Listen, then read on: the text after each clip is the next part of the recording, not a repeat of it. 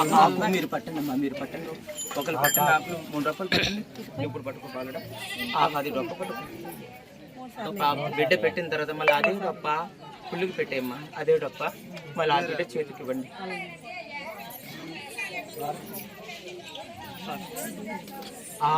ఇంకొక ఆకు ఏమి కాదు, అంత అదృష్టం తెలుసా. మేము లేకపోతే ఈ సృష్టి ఉండి 3 త్రిమూర్తులుగా కలిసి ఈ సృష్టిని మీకు మానుజలమైన భక్తులు వైభవం అంతా ఇచ్చింది, కలిగింది మేమమ్మా.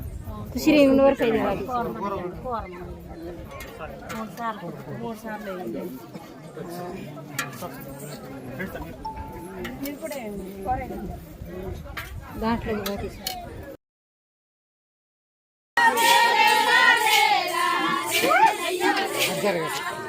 జరగండి.